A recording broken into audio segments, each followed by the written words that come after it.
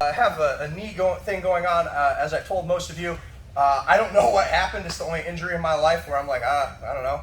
So I had an MRI. I got to get my meniscus trimmed. On the spectrum of surgeries, it's a really easy one. I'll be on crutches for a day or two, and then a month I'll be back to rolling. Less than that to be teaching. So in the meantime, we're going to have to cover things pre-surgery that don't mess up my knee or stress my knee. So we do have a guest today. Matt is here. If you get a chance to meet him, he and I went to middle school together, and we just both happen to train jiu-jitsu, so that's cool. I want to work through some knee shield sweeping first, and then we'll see how much time we have left. And I might work through some passing. Just depends on how pressure on my knee goes. Marty. So, knee shield is one of my absolute jams. I do love going for the collar and sleeve, but what I find is that the higher rank I go, the more difficult it is to get these grips. Where you play with your knee can change depending on what you want to do and the length of your legs. For right now, I want to keep it high up here on the shield, or excuse me, on the shoulder, turn a little bit, and I just want to protect my hands. I obviously don't want to allow him to control a bottom grip right here, but one of the things I need to remember for framing is, for framing, we never push with our hands, we push with our elbows. So if Marty starts to put pressure into me, I'm letting my knee take the brunt of that, and my forearm is very light. If he starts to overcome that knee shield, what I'm going to do is I'm going to kick the knee shield out, and I'm going to allow my elbow that's connected to follow straight through for the underhook.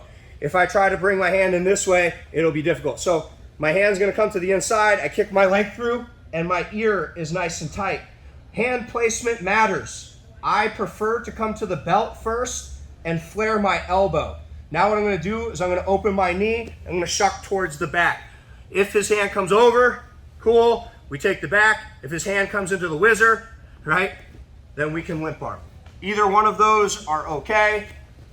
Pretty basic, right? So I get the knee open, I'm framing. I'm going to lead with my leg, kicking my leg. My elbow comes through, my ear listens. That hand is going to come up to the belt. I'm going to flare my elbow. Notice I'm turning my chest towards the floor. I gave me the back that time. One more time. Oh, you got me. Listen, grabbing that belt. I'm shucking and pushing forward, turning my chest. For the limp arm, the end comes between. I strum the guitar and catch. Different angles so you can see what my arm is doing here. 1, right, 2, I like to come and grab a hold of this belt. I'm going to be throwing the elbow forward as I'm pushing off that outside hand, turning my chest towards the floor, and lifting. Seat belt. Let's start there, and then we'll talk about the 2-on-1 pocket sweep. Let's get it. 1, 2.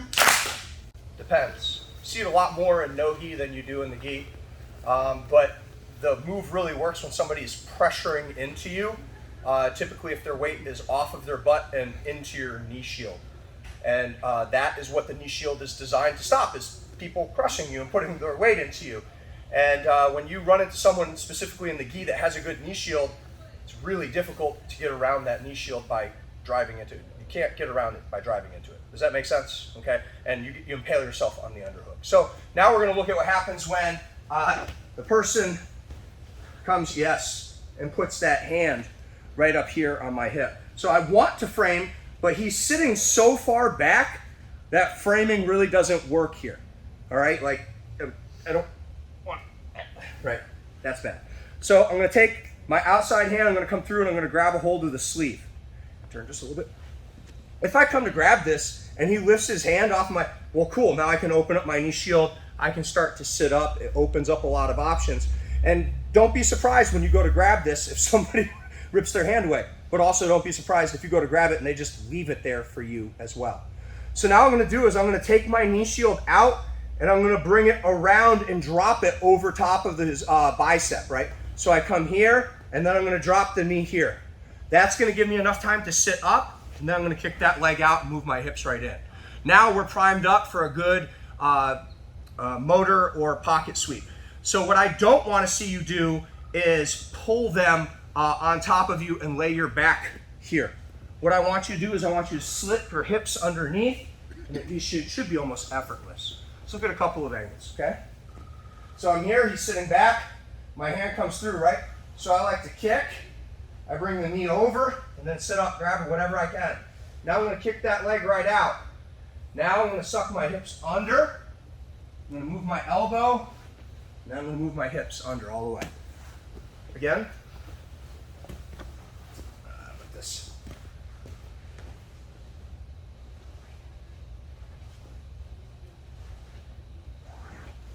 Watch this elbow, right? Don't pull them here. It'll work a lot, but that will be nearly effortless. That makes sense? Person on top,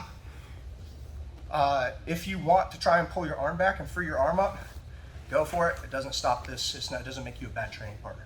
If you can pull your arm back, raise your hand, come over. It probably means that the person doing the sweep is doing it incorrectly. Can I see it one more time with your back facing me? Sure.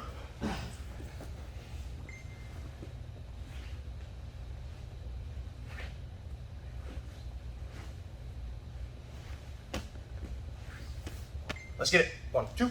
Look at passing.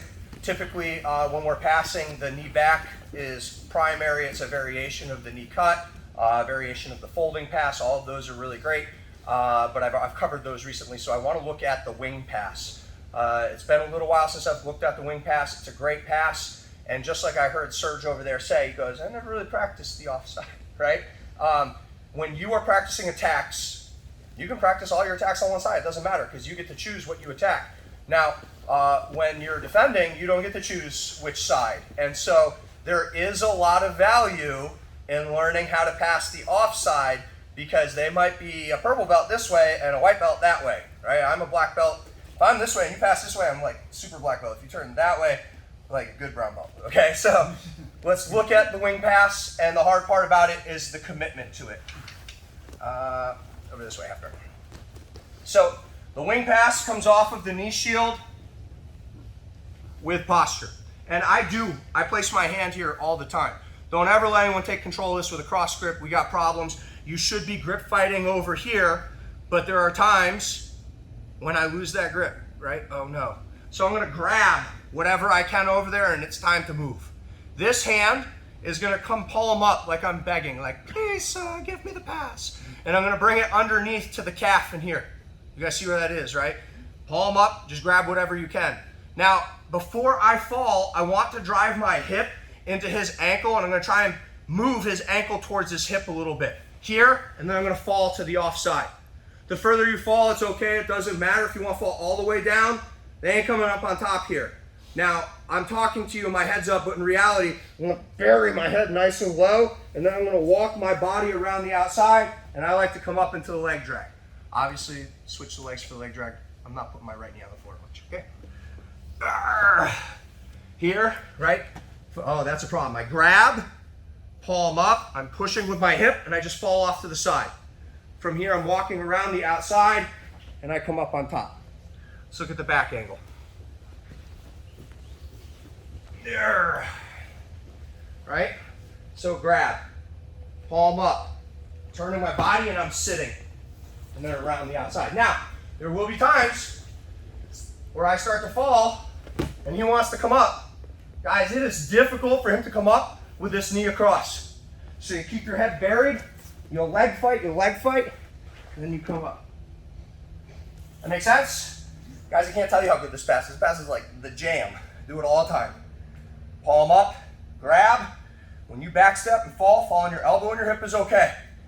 And then apply outward pressure on that calf grip. It'll help peel that hook out. Make sense? I'll be around to help. Let's get it. 1, 2.